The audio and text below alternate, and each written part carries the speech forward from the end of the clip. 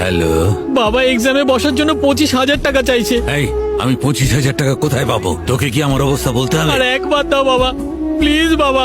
এই যা বলছি শোন, আমাদের মতো লোকেদের জন্য এইসব পড়াশোনা নয় রে। যারা বড় লোক তাদের জন্য এইসব পড়াশোনা। তুই এখানে এসে দোকান সামলা। বাবা লাস্টবারের জন্য পাঠাও প্লিজ বাবা। আমি বলছি তোর মাথায় ঢুকছে না? বারবার একই কথা বলছিস। নে ফোন রেখে দে। বাবা বাবা বাবা। হ্যালো, দাদা, এখন যিনি ফোনে কথা বললেন আমি ওনার মা। রাগ করে ওনার বাবা দুটো কথা বলেছেন। আমি কাল সকালে প্রথম বাসটা ধরেই ওর টাকা দিতে যাব। ও যদি আপনার পাশে থাকে তো ওকে একটু ফোনটা দেবেন? হ্যাঁ দাঁড়ান, এক্ষুনি দিচ্ছি আমি। এই শোনো ভাই, আরে কি নাম তোমার? এই যে ছেলেটা ছবি দেখছিস না, আমার চোখের সামনে সুইসাইড করেছিল, আর ওর মৃত্যুর কারণ হলো দেবরাজ। দেবরাজ? স্যার, আমি দেবরাজ চন্দ্র ভারতীয় সংবিধানের শপথ নিয়ে আমি বলছি যে আমি পুরো সততা আর বিশ্বাসের সঙ্গে একজন কেন্দ্রীয় মন্ত্রীর পদে থাকাকালীন আমার দেশের জনগণের জন্য পুরো নিষ্ঠা ভাবনার সঙ্গে আমার কর্তব্য আমি পালন করব।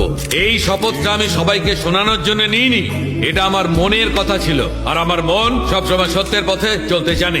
Mister Debraj, come to the point. দেখুন স্যার, আমাদের দেশে সত্যের থেকে রিউমারের পাওয়ার বেশি।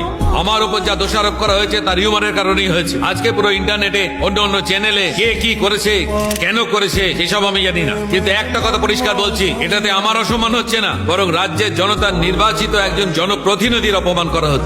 দেশের বিকাশের জন্য স্টুডেন্টদের পাশে থাকার মন্ত্রী হচ্ছে আমি। এই চাইটে মিনিস্ট্রি দ্বারা অ্যাপ্রুভ যতগুলো ইনস্টিটিউট আছে তার মধ্যে যাদের প্রপার ফেসিলিটি নেই তাদেরকে আমি ওয়ার্ন করেছি। প্রপার এডুকেশন, কোয়ালিটি এডুকেশন যাতে বাচ্চারা পায় সেটার জন্য লড়াই করেছি। আর আমার ওপর অভিযোগ হলো যে আমি ওদের থেকে টাকা খেয়েছি। আজ পর্যন্ত অন্য কোনো কলেজ আমার বিরুদ্ধে কমপ্লেন করেছে? যদি কমপ্লেন করে তাহলে তুমি ওদেরকে ছেড়ে দেবে? কমপ্লেনের কথা বলছে। Smile please. ম্যাডাম, এই কমপ্লেনের সঙ্গে আমার কোনো সম্পর্ক নেই। আমার ছেলে ক্লাস 12-এ দুবার ফেল করেছে, এবারও আবার পরীক্ষা দেওয়ার জন্য বসবে। এবার আমি যদি নিজেকে এডুকেশন মিনিস্টার ভাবি তাহলে কলেজে না পাঠিয়ে ওকে গ্রাজুয়েট তৈরি করতে পারতাম, কিন্তু আমি আমার পদের ভুল ব্যবহার করতে পারি না। সেই জন্য আমি বাবা হয়ে হেরে গেছি, মন্ত্রী হিসেবে কখনো হারিনি। আপনি ঘুষ নিয়েছেন সেটার ভিডিও প্রুফ আছে, সেখানে আপনার বাড়িও দেখা গেছে। সেই ভিডিওটা কে কিভাবে শুট করেছে এটার কি কোনো জাস্টিফিকেশন দেবেন? ও আবার মিনিস্টার হবে ভাই, ওর জন্য জানি না আবার কত স্টুডেন্ট মরবে।